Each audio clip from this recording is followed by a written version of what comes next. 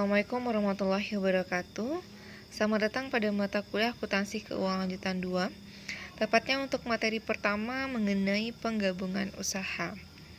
Kita lihat dulu apa itu penggabungan usaha. Penggabungan usaha ini dapat dikatakan sebagai penyatuan dua atau lebih perusahaan yang terpisah menjadi satu entitas ekonomi karena satu perusahaan menyatu dengan perusahaan lain atau memperoleh kendali atau kontrol atas aktiva dan operasi perusahaan lain. Nah, penggabungan usaha ini dapat berupa pembelian saham suatu perusahaan oleh perusahaan lain atau pembelian aktiva bersih suatu perusahaan oleh perusahaan lain. Next, kita akan bahas, apa saja sih yang melatar belakangi kenapa perusahaan-perusahaan ini memutuskan untuk melakukan penggabungan usaha. Salah satu yang menjadi motivasinya yang pertama itu sudah pasti menjadikan entitas itu lebih besar. Sudah pasti ya, karena awalnya kita hanya berdiri sendiri. Kalau kita gabungkan, tentu perusahaan kita akan menjadi lebih besar. Yang kedua, itu adalah menghindari pengambil alihan oleh entitas lain. Maksudnya di sini, jika perusahaan kita ini hampir likuidasi, atau kalian pernah mendengar beberapa bank yang tiba-tiba diakuisisi oleh oleh bank lain, itu gunanya adalah untuk menyelamatkan bank tersebut. Nah, daripada diambil alih oleh orang lain atau pihak yang mereka tidak inginkan, lebih baik mereka melakukan penggabungan usaha sehingga perusahaan tersebut masih tetap bisa berjalan. Yang ketiga, itu adalah menyinergikan sumber daya yang dimiliki. Jadi dengan kita menggabungkan usaha kita bisa mensinergikan sumber daya yang kita miliki. Bisa kita saling berkolaborasi dengan sumber daya kita, baik dari perusahaan yang satu dengan perusahaan yang lain. Yang berikutnya yang menjadi motivasinya adalah kompensasi yang diterima manajemen terkadang dikaitkan dengan ukuran perusahaan. Nah, ini lebih kepada bonus atau fee yang diterima oleh manajemen itu diberikan berdasarkan ukuran perusahaan. Jika perusahaannya besar, maka manajemen itu akan memperoleh fee yang lebih besar lagi.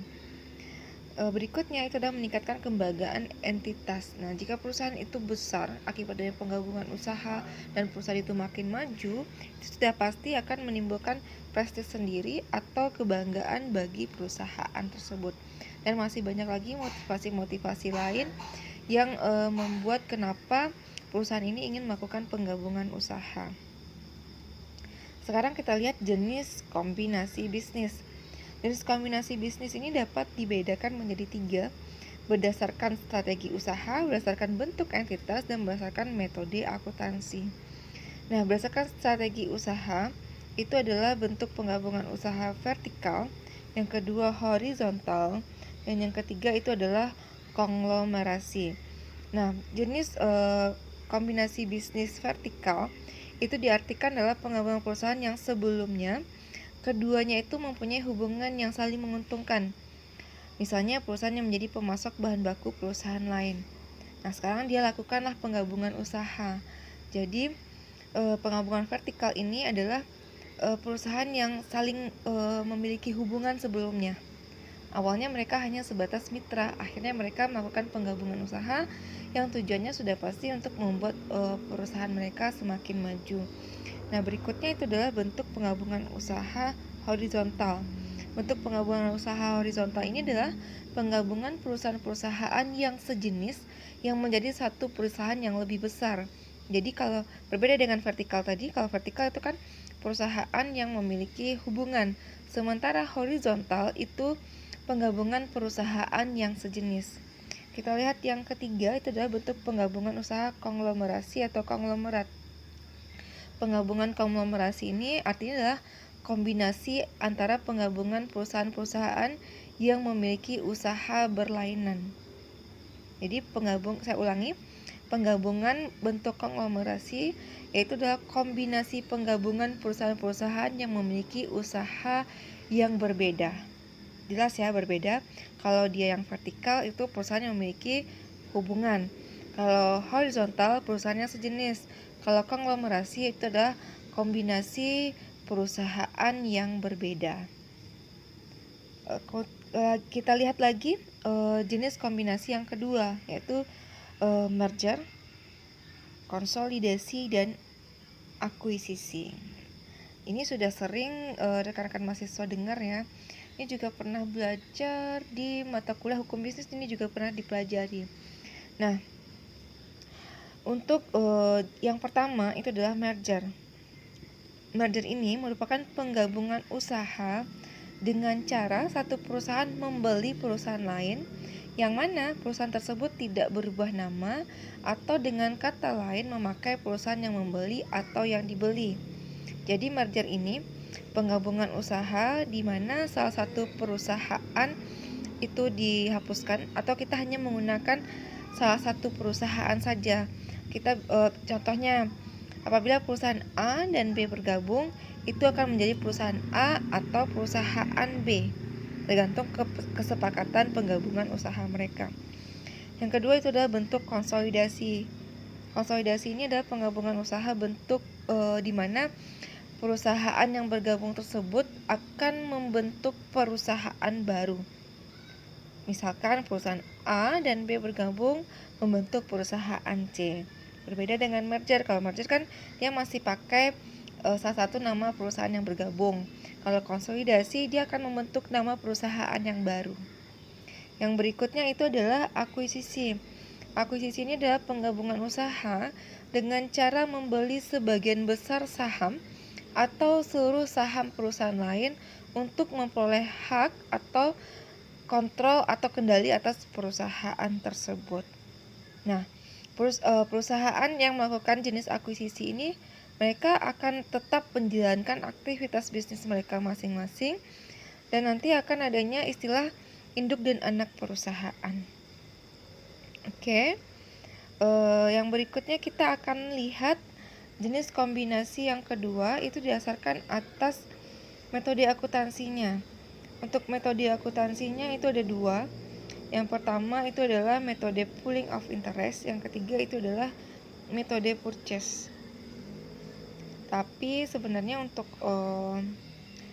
sekarang ini metode pooling ini sudah tidak digunakan lagi. Kita lebih menggunakan yang namanya metode purchase. Nanti kita bahas lagi pada slide berikutnya. Next, kita akan lihat.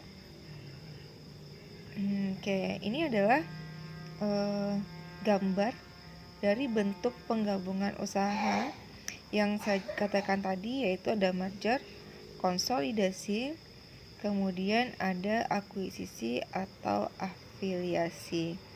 Nah, ini ya, jelas terlihat. Mungkin akan lebih paham melihat ilustrasi gambar. Ya, untuk gambar yang pertama itu adalah bentuk merger, di mana PT A bergabung dengan PT B, mereka akan menjadi PT A atau PT B. Kemudian untuk konsolidasi, PT A bergabung dengan PT B, mereka akan membentuk PT C.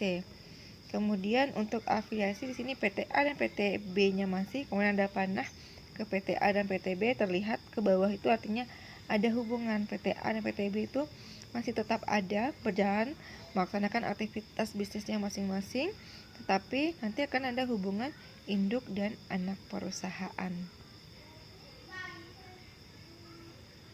Oke, berikutnya.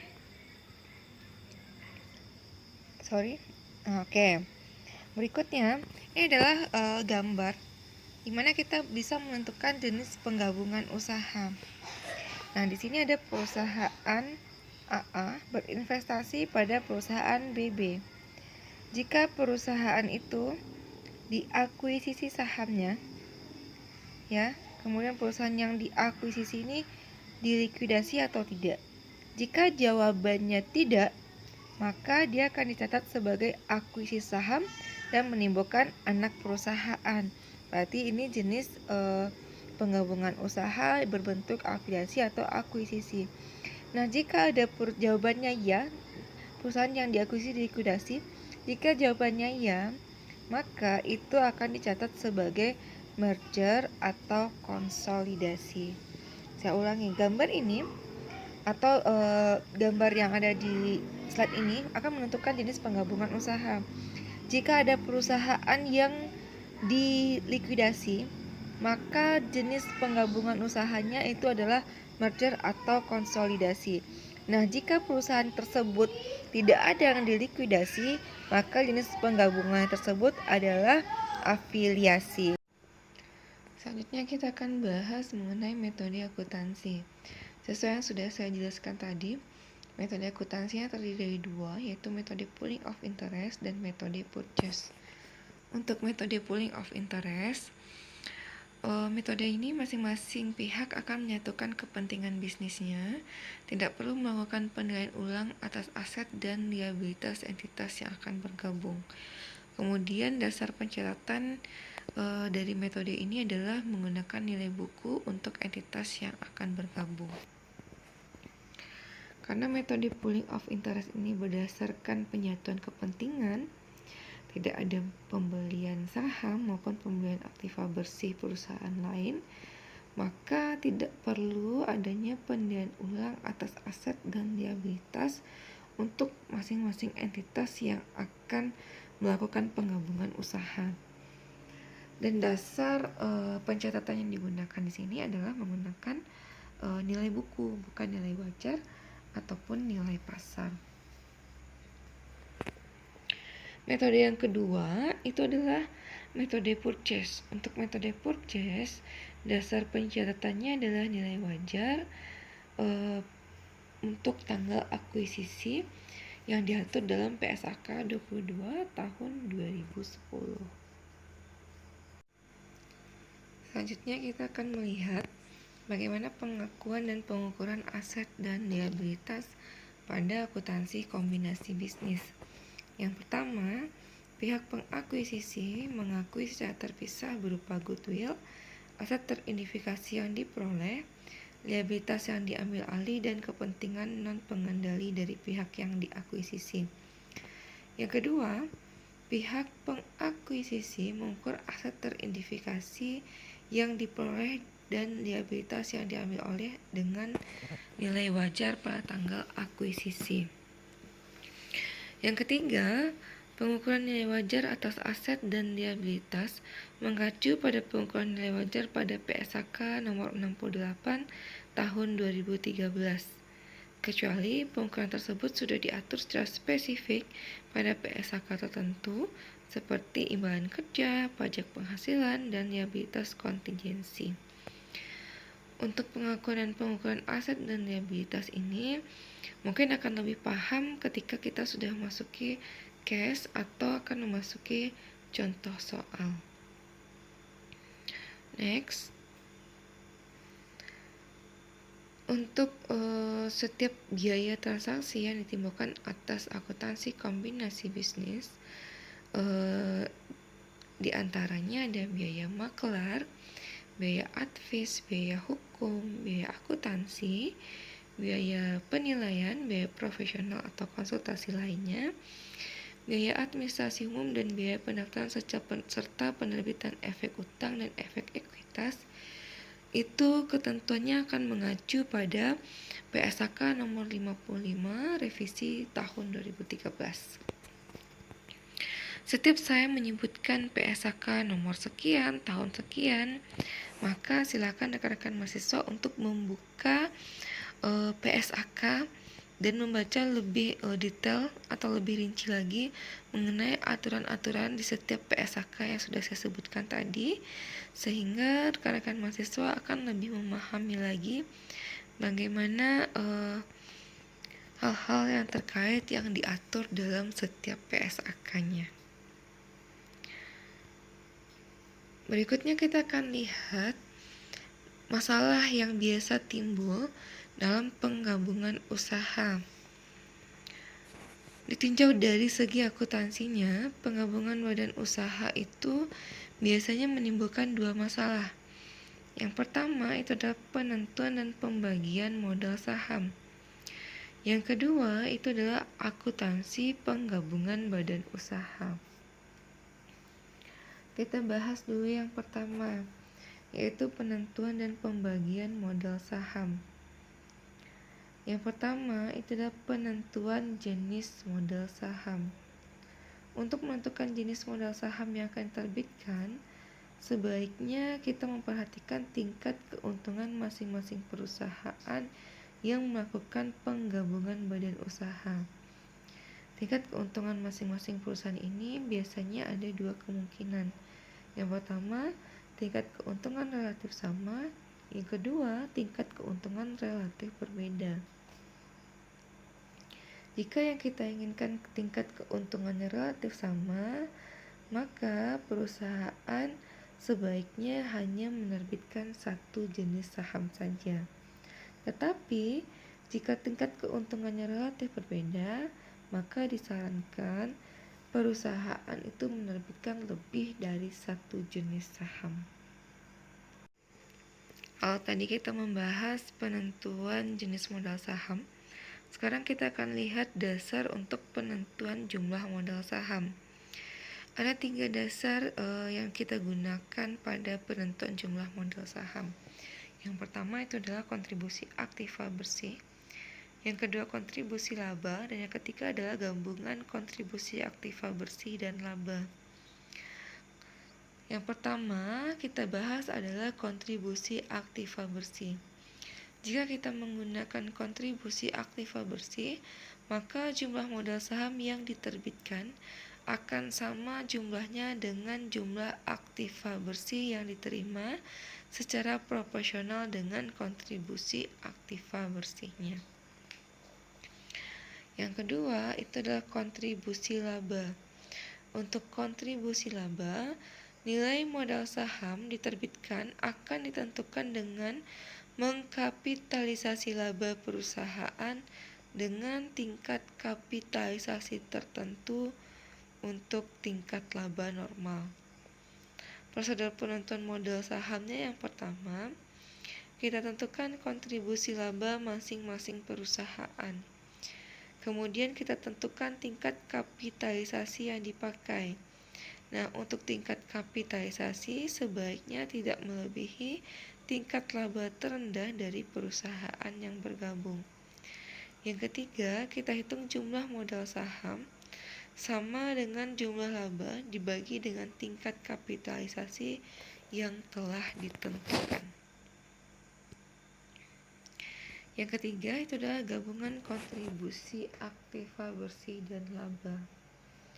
Cara ini merupakan penggabungan dari cara kontribusi aktiva bersih dan kontribusi laba untuk menghindari kelemahan yang terdapat dari cara 1 dan cara 2 sebelumnya. Jadi, tujuannya jika kita menggunakan gabungan kontribusi aktiva bersih dan laba, itu adalah untuk menghilangkan terjadinya ketidakadilan pembagian laba atau pembagian kas. Untuk metode atau untuk dasar yang ketiga ini, prosedur penentuan jumlah modal sahamnya yang pertama adalah menentukan kontribusi laba masing-masing perusahaan. Yang kedua, menentukan tingkat kapitalisasi. Yang ketiga, kita hitung jumlah modal saham secara keseluruhan. Agar tujuan tersebut dapat dicapai, diperlakukanlah syarat-syarat sebagai berikut. Yang pertama, tingkat kapitalisasi tidak melebihi tingkat laba terendah dari perusahaan yang bergabung. Yang kedua, diterbitkan 2 jenis saham, yaitu saham biasa dan saham istimewa. Besarnya masing-masing jenis saham tergantung pada hak prioritas saham istimewa, yang dalam hal ini ada 2 kemungkinan. Yang pertama, saham istimewa mempunyai hak prioritas dalam pembagian laba. Yang kedua, saham istimewa mempunyai hak prioritas di dalam pembagian aktiva di saat akan dilikuidasi. Oke, sudah kita bahas teori untuk penentuan jenis dan jumlah modal saham. Sekarang kita akan lihat contoh soalnya supaya kita lebih memahami lagi bagaimana untuk penentuan jumlah modal saham ini. Kita lihat contoh yang pertama, apabila kita menggunakan kontribusi aktiva bersih. Pada awal tahun 2010, PT X, PT Y, dan PT Z sepakat melakukan penggabungan usaha membentuk PT X YZ dengan ketentuan tingkat labanya adalah 20%. Berikut ikhtisar neraca masing-masing sebelum penggabungan. Nah, di sini ada tabel berupa keterangan PTX, PTY, PTZ, dan total. Diketahui aktiva PTX adalah 300, PTY 450, PTZ 600, dan total aktiva adalah 1.350.000. Kemudian hutang PTX itu adalah 50, PTY 100, PTZ 200, dan total hutang adalah 350. Sesuai dengan judulnya, kita menggunakan kontribusi aktiva bersih, maka kita akan hitung modalnya berdasarkan aktiva bersih. Aktiva bersih ini akan kita peroleh dengan cara total aktiva dikurangi dengan kewajiban. Maka kita perolehlah jumlah modal saham atau aktiva bersih untuk PTX adalah 250. Itu didapatkan dari total aktiva dikurang hutang, yaitu 300 dikurang 50. Kemudian untuk PTY 450 dikurang 100, maka modal atau aktiva bersihnya adalah 350. Dan PTZ 600 dikurang 200, maka diperoleh total modalnya adalah 400. Kemudian jumlah modal secara keseluruhan adalah 1.350 dikurang 350 berarti adalah 1000. Maka jurnal dari transaksi tersebut adalah aktiva 1.350.000. Maaf, untuk jurnalnya aktiva adalah 1.350.000.000 pada hutang senilai 350 juta dan modal saham senilai 1 miliar rupiah. Kita lihat perhitungan yang kedua, yaitu adalah menggunakan kontribusi laba. Pada awal tahun 2010, PTX, PTY, PTZ sepakat melakukan penggabungan badan usaha membentuk PTX YZ. Untuk hal ini disepakati tingkat kapitalisasinya adalah 20%. Berikut adalah ringkasan neraca masing-masing perusahaan sebelum bergabung. Oke, kita lihat tabel berikut. Ada kolom keterangan, kolom PTX, PTY, PTZ, dan total. Diketahui di sini adalah aktiva PTX 300 juta, PTY 450 juta, PTZ 600 juta, total aktiva 1.350 juta.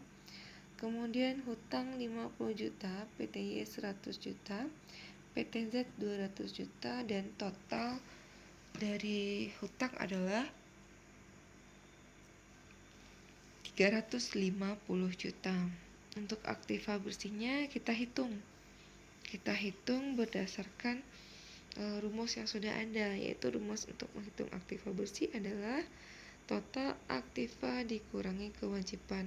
Maka diperoleh aktiva bersih untuk masing-masing perusahaan adalah 250 juta, 350 juta, 400 juta, dan 1 miliar rupiah.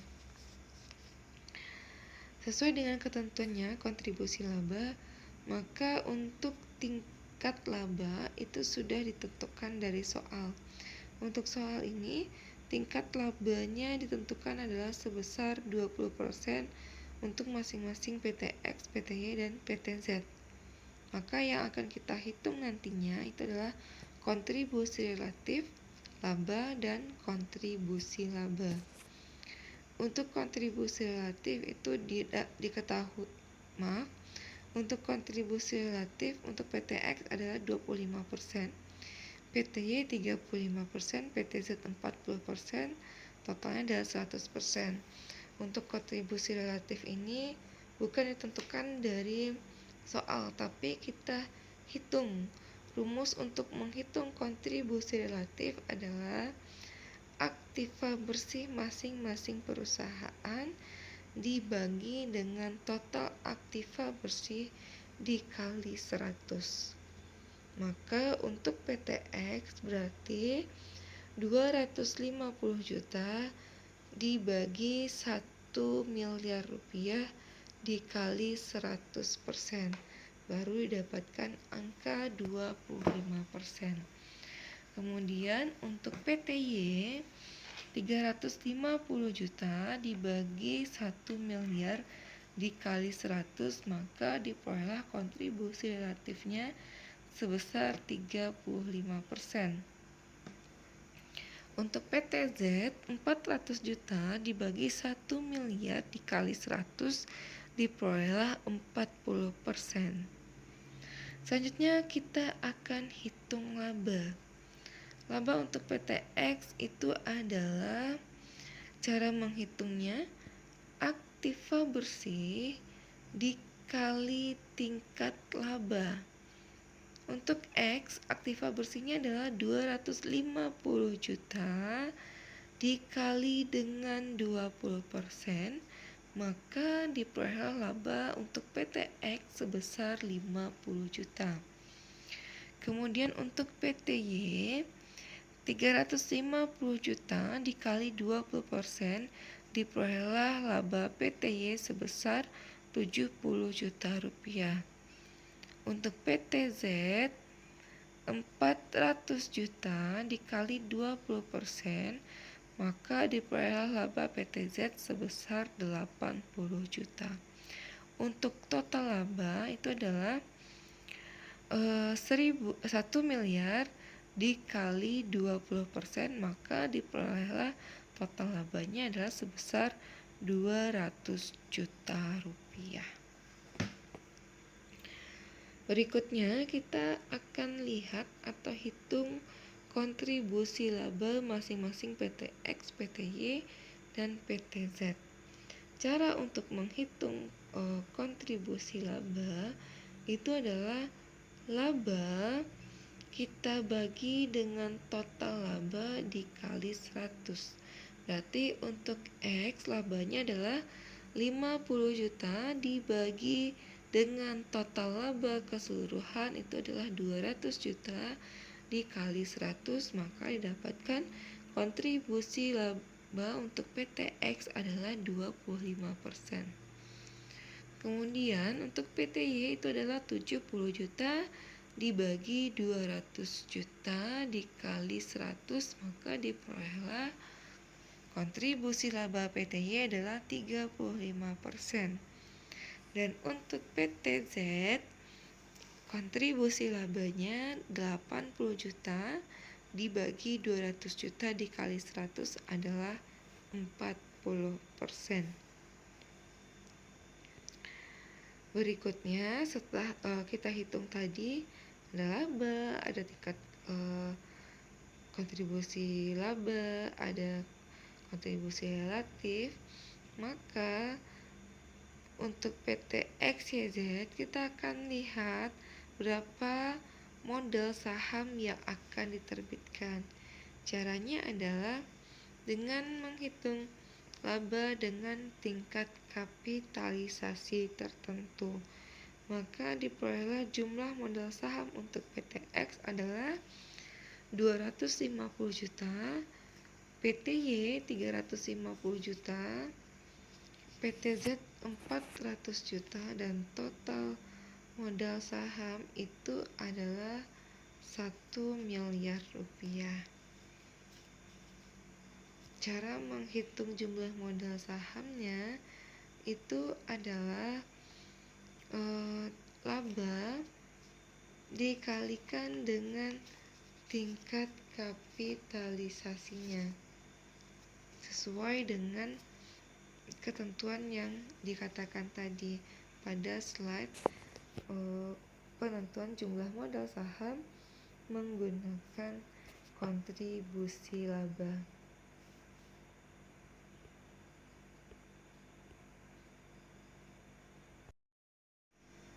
Kita masuk untuk contoh soal yang ketiga, yaitu menggunakan kontribusi aktiva bersih dan laba.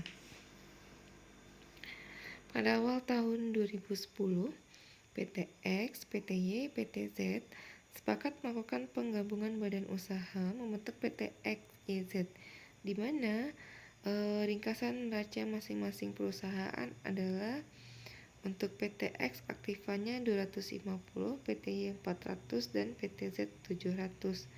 Kemudian hutang PTX 50 juta, PTY 100 juta, PTZ 200 juta, total hutang atau kewajiban adalah 350 juta. Modal atau aktiva bersihnya untuk PTX adalah 200 juta, PTY 300 juta, PTZ 500 juta. Ini didapatkan dari total aktiva dikurangi dengan kewajiban.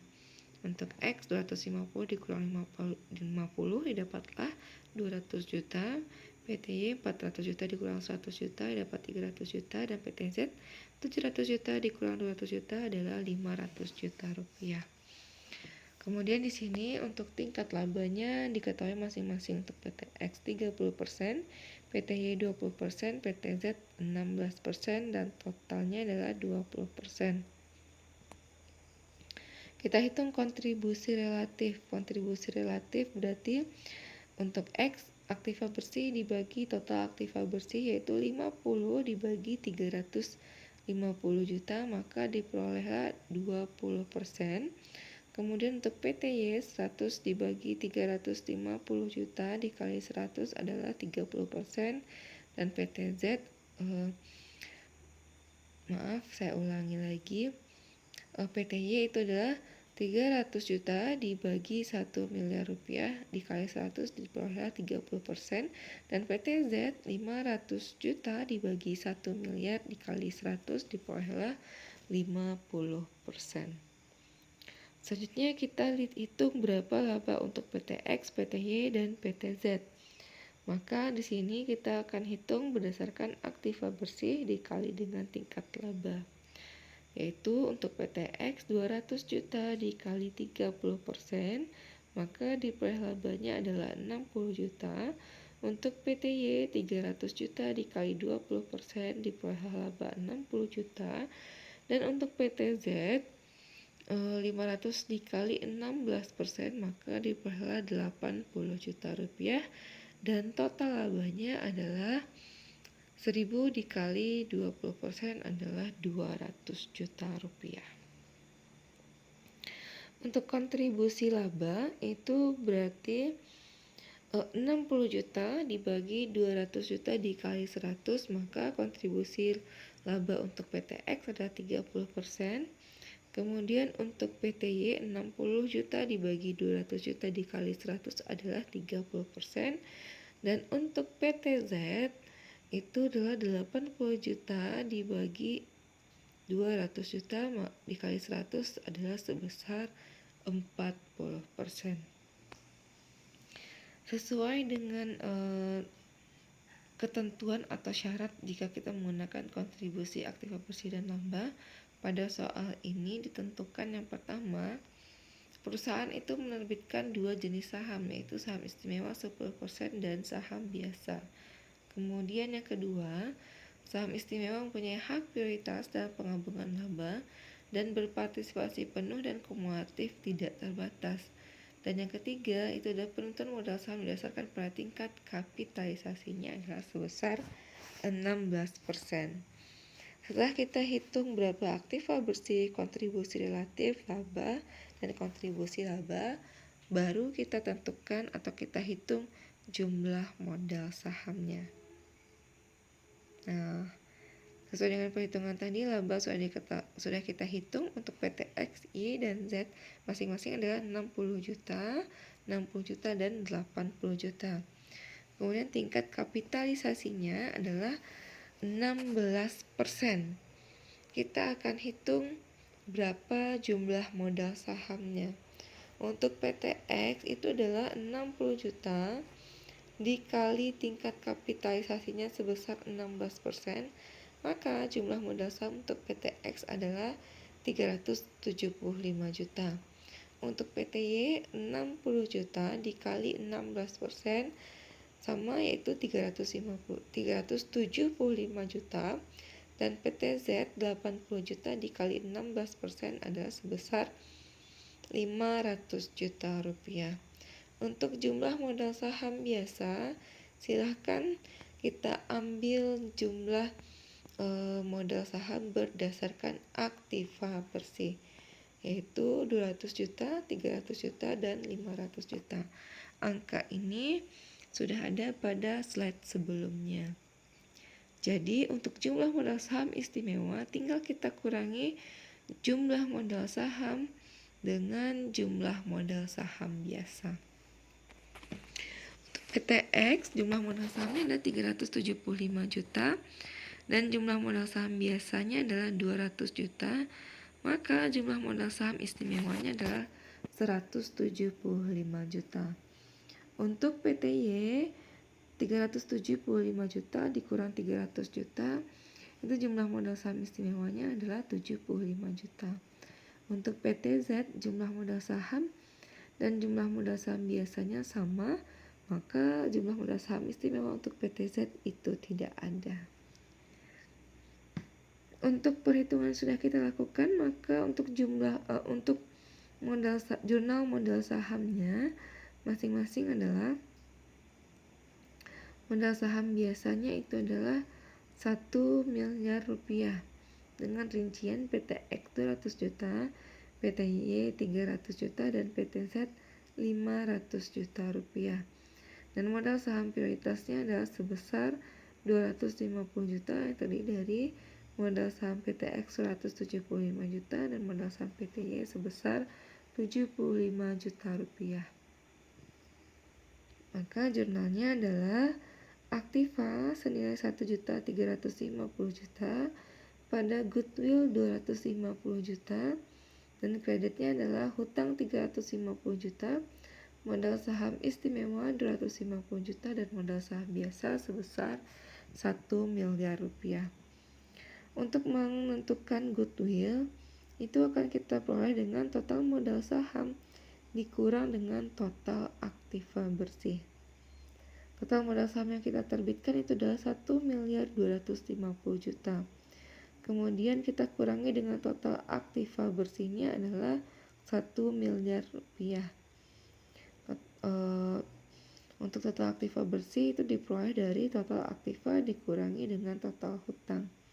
Maka kita akan peroleh goodwillnya sebesar 250 juta, yaitu total modal saham yang diterbitkan dikurangi dengan total aktiva bersih, yaitu 1.250 juta dikurangi 1 miliar rupiah, maka diperolehlah goodwill sebesar 250 juta.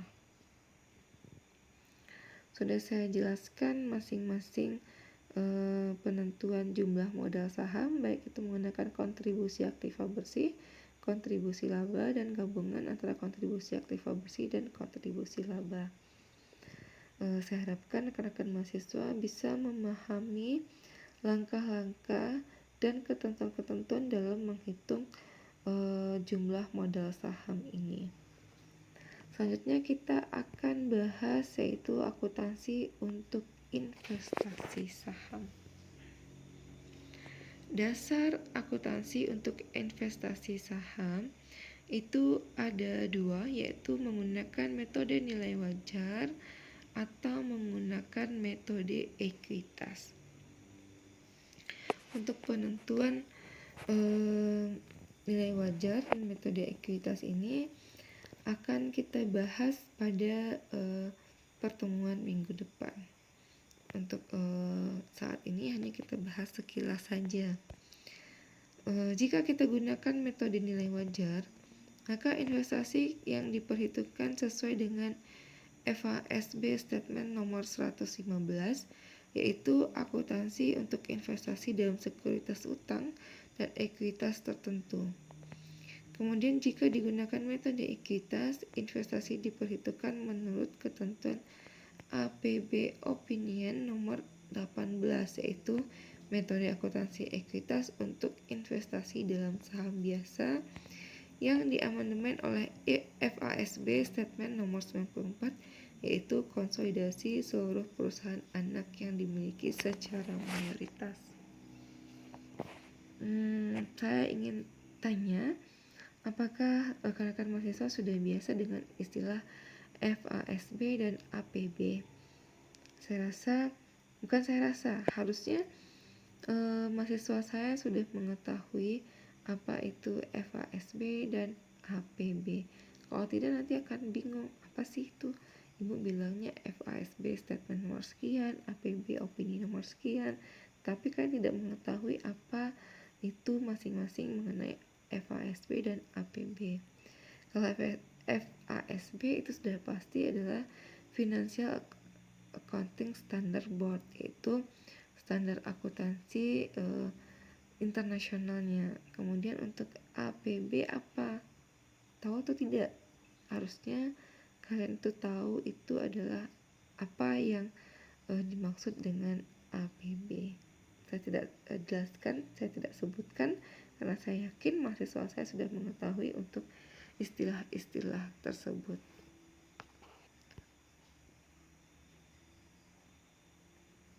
Sudah selesai saya jelaskan apa itu penggabungan usaha, kemudian jenis penggabungan usaha, masalah dalam penggabungan usaha, kemudian bagaimana akuntansi dalam penggabungan usaha. Saya rasa untuk materi pertama cukup sampai di sini saja. Saya harapkan dengan penjelasan saya ini dapat membantu rekan-rekan mahasiswa untuk lebih memahami lagi mengenai penggabungan usaha atau kombinasi bisnis. Saya ucapkan terima kasih atas perhatiannya. Assalamualaikum warahmatullahi wabarakatuh.